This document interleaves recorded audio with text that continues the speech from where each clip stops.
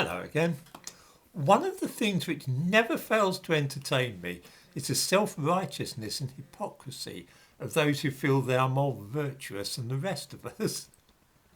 I'm sure that it exists in right-wing people too, but the most obvious manifestations are to be found in people who are politically on the left.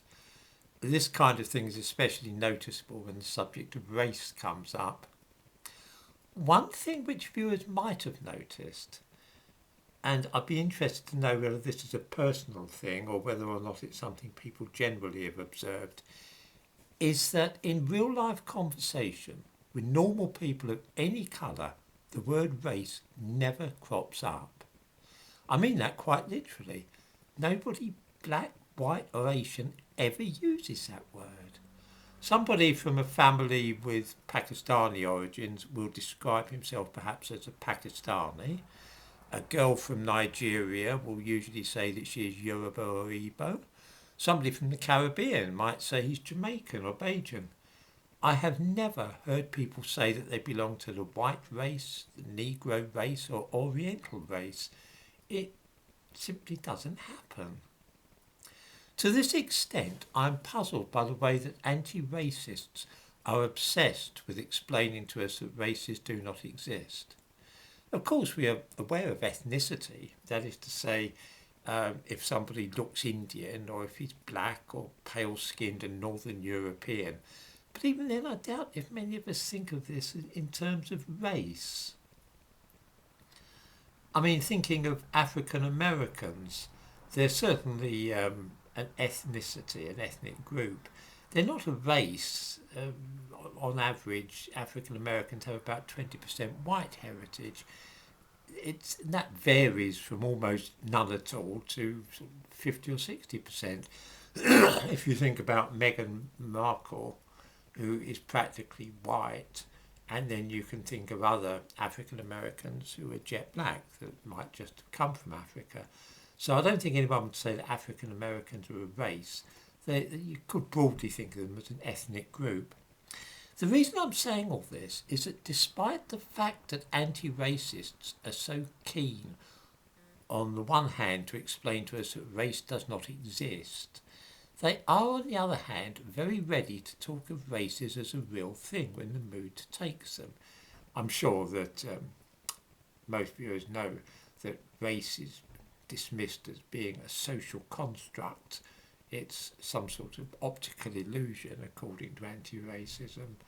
It's not a real thing at all. It's simply something that people agree, or a form of words. Cambridge University is a hotbed lately of a virulent form of anti-racism, which seems to me to be absolutely preoccupied with the concept of race. This English university is now trying to make white English students ashamed of the colour of their skins by offering them tests like the one to which I give a link above in the description to this video. This is designed to check your white privilege, a popular buzz phrase in what is sometimes known as woke culture. What I find really weird about this is that the test, far from treating race as a social construct, suddenly begins referring to it as though it is a real and verifiable aspect of the actual world, the external world. When I read a statement to which you must answer yes or no in this test, which says, I can be sure that my children will be taught a curriculum which testifies to the existence of their race, I know at once that for this test, the idea of race as a social construct has been dropped entirely, and that race is now being treated as an important part of people's identity. The questions asked are so bizarre that I must give one or two examples. I can be sure that no matter where I move to, my neighbours in that location will be pleasant or neutral to me. I honestly don't think that an Indian or Caribbean moving to anywhere in the country, anywhere in the United Kingdom, would find his or her neighbours anything other than neutral, and I doubt if it's the case in America either. They would probably wait to see what sort of neighbour they had before making up their minds about the person. Some of this test is funny. For instance, I can go into a shop and easily find the food, music or clothes which represent my race or fit with my cultural traditions. Yes or no? I have not really, uh, I've lived in various parts of the world. I've never gone to live in other people's countries and expected them to provide fish and chip shops or record stores which stock Simon and Garfunkel or Mozart. Why should I expect Syrians or Israeli shops to culture for English tastes?